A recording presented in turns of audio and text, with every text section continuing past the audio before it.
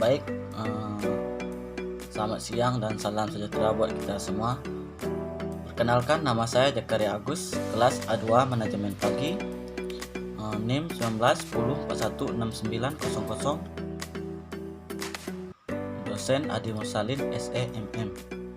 Di sini saya akan membahas tentang masalah penugasan atau asesmen problem.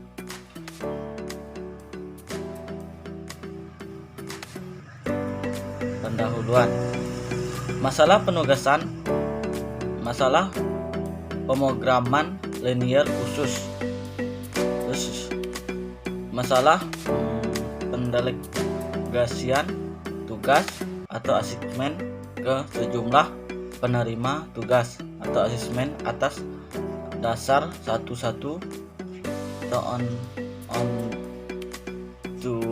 on basis. Terus yang ketiga, jumlah asesmen sama dengan jumlah asesmen bila tidak harus ditambahkan dunia asesmen atau objek semu. Terus yang keempat, diperlukan data keuntungan atau kerugian yang ditimbulkan asesmen dalam menyelesaikan asesmen.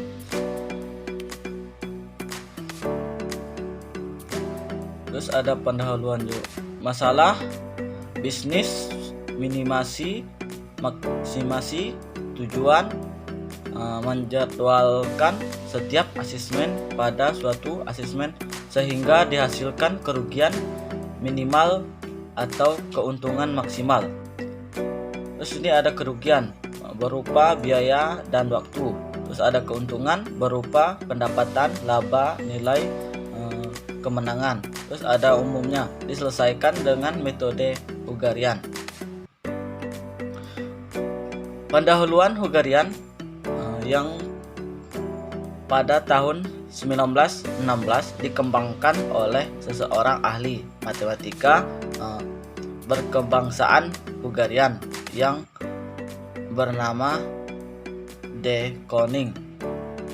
Sebagai catatan khusus, penugasan dianggap normal apabila jumlah sumber daya yang akan ditugaskan dan jumlah pekerjaan atau tujuan adalah sama.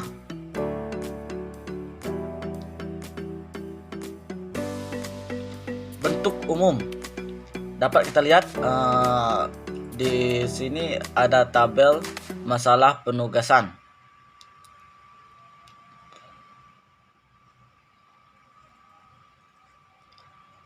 Pernyataan matematis.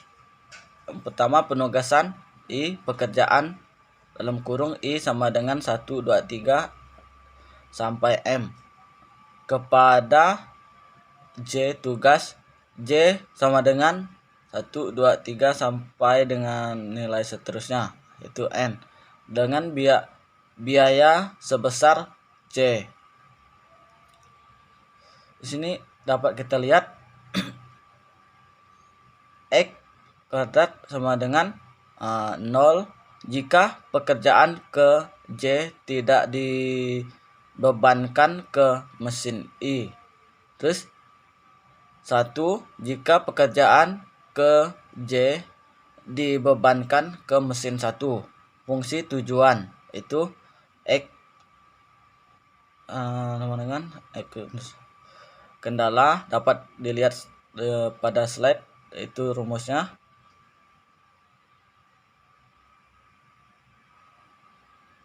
Contoh masalah minimasi. Sebuah perusahaan kecil mempunyai 4 pekerjaan yang berbeda untuk diselesaikan oleh 4 karyawan. Terus biaya penugasan seseorang karyawan untuk pekerjaan yang berbeda adalah berbeda karena sifat pekerjaan berbeda-beda. Setiap karyawan mempunyai tingkat keterampilan, pengalaman kerja, dan latar belakang pendidikan serta latihan yang berbeda pula, sehingga biaya penyelesaian pekerjaan yang sama oleh para karyawan yang berlainan juga berbeda. Contoh minimasi. Masalah bagaimana menugaskan keempat karyawan untuk mengerjakan keempat tugas agar total biaya minimum. Tabel biaya dalam ribuan rupiah. Sini dapat kita lihat pada slide-nya, tabelnya itu yang A Rp 150 pada kolom 1, terus yang kolom kedua 200, terus pada kolom ketiga 180, pada kolom keempat 220. Terus yang B pada kolom 1 140, kolom kedua 160, kolom ketiga 210, kolom keempat 170, terus yang C kolom pertama 250, terus yang kolom kedua 200, kolom ketiga 230, kolom keempat 200, terus yang ke D kolom pertama 170, terus kolom kedua 180, kolom ketiga 180, kolom keempat 160.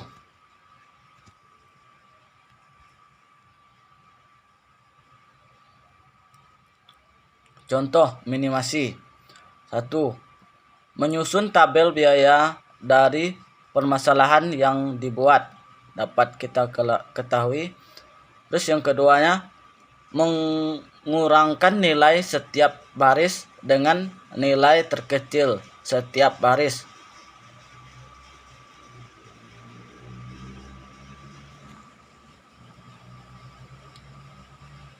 Terus yang ketiga, diperiksa apabila setiap kolom telah mempunyai nilai 0. Apabila ada yang belum ditentukan nilai terkecil kolom tersebut, kemudian nilai pada kolom tersebut dikurangi dengan nilai terkecil.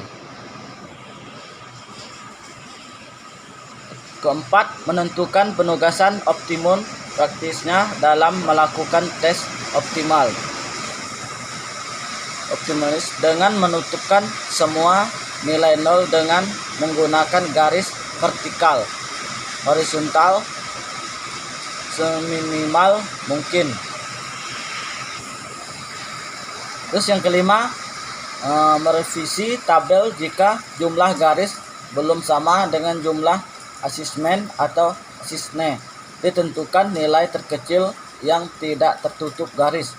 Lalu semua nilai yang tidak tertutup garis dikurangi dengan nilai terkecil tersebut dan nilai yang tertutup dua garis ditambahkan dengan nilai terkecil tersebut. Terus yang keenam, ulangi langkah keempat.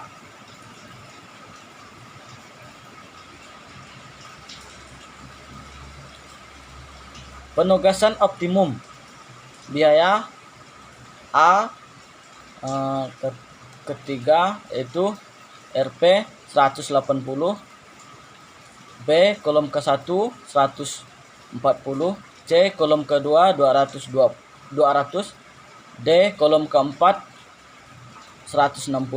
Total biaya Rp 680. Dumi asesne. Total biaya dalam ribuan rupiah. Itu pekerja atau karyawan. Karyawan A di kolom 1 mendapat 150, kolom 2 200, kolom 3 180, kolom 4 220, kolom 5 200. Terus karyawan B di kolom 1 140, kolom 2 160, kolom 3 210, kolom 4 170, kolom 5 210. Terus yang C, karyawan C di kolom 1 mendapat 250, di kolom 2 200, di kolom 3 230, kolom 4 200, kolom 5 175. Terus yang D di kolom 1 170, kolom 2 180, kolom 3 180, kolom 4 160, kolom 5 180. Domai E di kolom 1 belum ada nilainya, terus di kolom 2 belum ada, sampai seterusnya. Langkah penyelesaian sama. Domain assessment. Itu dapat kita ketahui di dalam tabel jumlah karyawan sama domain E. Kita di sini mencari domain E. Dapat kita lihat langkah-langkah penyelesaian sama. Yaitu domain, kita sini kan mencari domain E, berarti kita otomatis mencari nilai E, yaitu di kolom 1 130, kolom 2 175, kolom 3 200, kolom 4 210, dan kolom 5 belum ada nilai atau jumlah. Contoh masalah maksimasi. Dalam masalah maksimasi, elemen-elemen matrik menunjukkan keuntungan seperti berikut. Tabel keuntungan, yaitu pekerja atau karyawan. Karyawan A 1000 di kolom 1, di kolom 2 1200, di kolom 3 1000, kolom 4 800, kolom 5 1500. Karyawan B di kolom 1 1400, kolom 2 1000, kolom 3 900, kolom 4 1500, kolom 5 1300. Terus karyawan C di kolom 1 900, kolom 2 800, kolom 3 700, kolom 4 800, kolom 5 1200. Terus karyawan D di kolom 1 1300, kolom 2 1500, kolom 3 800, kolom 4 1600, kolom 5 1100. Terus yang karyawan E di kolom 1 1000, kolom 2 1300, kolom 3 1400, kolom 4 1100, kolom 5 1700. Itu cara penyelesaiannya. 1. Seluruh elemen baris dikurangi dengan nilai maksimum baris tersebut. Hasilnya adalah metrik opportunity loss yang sebenarnya bernilai negatif. Dapat kita ketahui pada tabel yang di slide.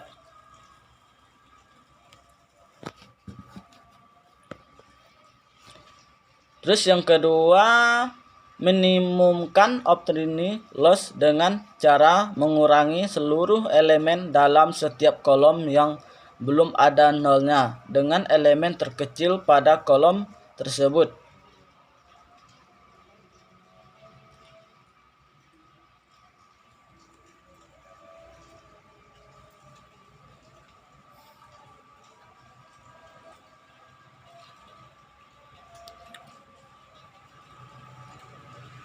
Terus yang ketiga, menutup semua nilai nol dengan menggunakan garis vertikal atau horizontal.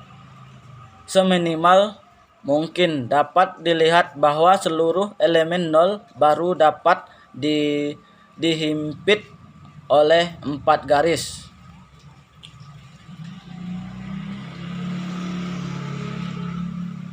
Terus yang keempat, merevisi matrik dengan mengurangi elemen yang tidak tertutup garis dengan nilai terkecil dari elemen yang tidak tertutup garis dan menambah elemen yang tertutup 2 garis dengan elemen terkecil yang tidak tertutup garis.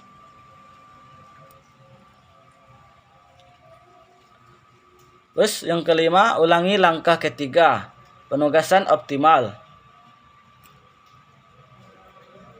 Dapat dilihat pada tabel yang di slide.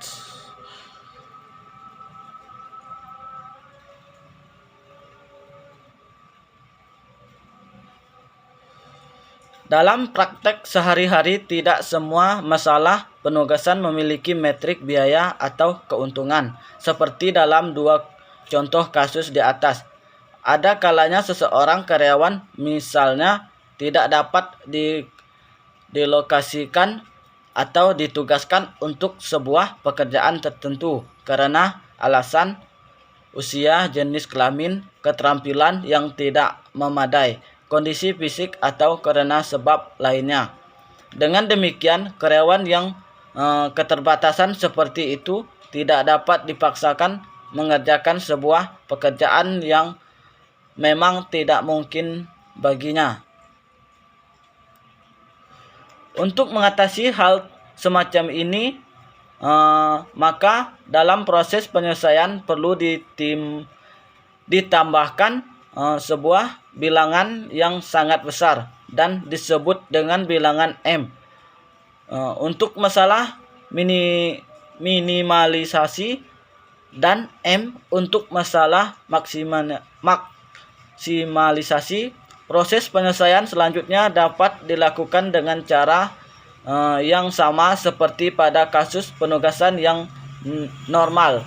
Hanya saja pada keputusan optimalnya akan dihindari penugasan karyawan pada tugas yang memiliki bilangan M atau dikurang M tersebut. Teori pengambilan keputusan, pola dasar berpikir dalam konteks organisasi, penilaian situasi atau situational approach untuk menghadapi pertanyaan apa yang terjadi. Terus yang kedua, analisis persoalan atau problem analisis, itu dari pola pikir sebab akibat. Terus yang ketiga, analisis keputusan, district analysis, didasarkan pada pola berpikir mengambil pilihan. Terus yang keempat, analisis persoalan potential problem analysis, didasarkan pada perhatian mengenai peristiwa masalah depan, mengenai peristiwa yang mungkin terjadi dan yang dapat terjadi. Inti pengambilan keputusan, penentuan alternatif yang jelas harus alternatif yang terbaik atau the best alternative. Perumusan berbagai alternatif tidak sesuai dengan yang sedang dalam perhatian dalam pemilihan alternatif yang tepat. Setelah suatu evaluasi atau penilaian mengenai efektif dalam mencapai tujuan dikenakan semua. Langkah status keputusan itu 1. Lingkungan eksternal, sosial, budaya, ekonomi, politik, alam, ekologi. Terus langkah kedua, lingkungan internal, mutu barang rendah, itu kurang promosi, pelayanan tidak memuaskan, sales atau agen tidak bergairah. Teknik pengambilan keputusan itu dapat kita lihati beberapa situasi keputusan. Ada kepastian, terus pemecahan alternatif, teknik linear, pergumulan, modal transportasi, modal penugasan, modal inventory, modal alternian, modal neurok. Terus ada risiko probabilistik, model keputusan probabilistik, model investori probabilistik, model antrian probabilistik. Terus tidak ada kepastian atau tidak diketahui. Analisis keputusan dalam keadaan ketidakpastian. Terus ada konflik, tergantung tindakan lawan. Teori permainan atau game teori.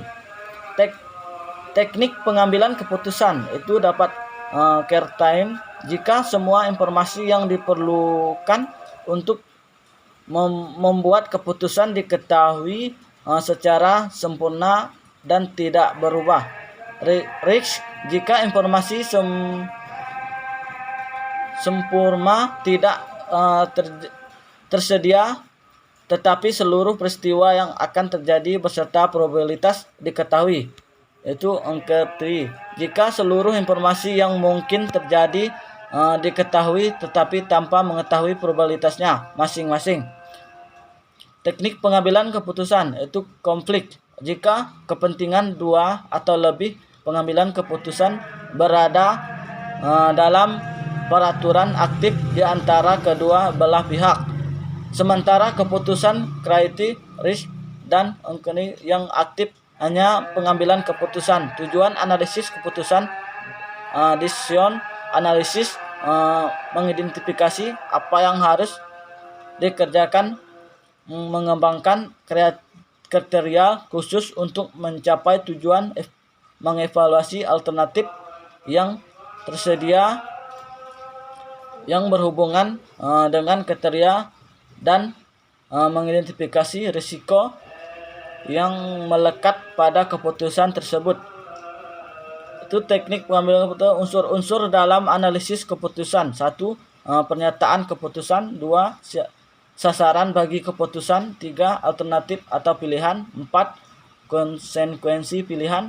Terus langkah-langkah dalam pengambilan keputusan. 1. Rumuskan atau definisikan persoalan keputusan. Terus yang kedua, kumpulkan informasi yang relevan. Terus yang ketiga, cari alternatif tindakan. Terus yang keempat, analisis alternatif yang feasible. Terus yang kelima, memiliki alternatif yang terbaik. Terus yang keenam, laksanakan keputusan dan evaluasi hasilnya. Sekian penjelasan saya, kurang dan lebihnya mohon maaf. Jika ada kata-kata yang kurang dimengerti atau kurang berkenan, mohon maaf. Sekian dan terima kasih.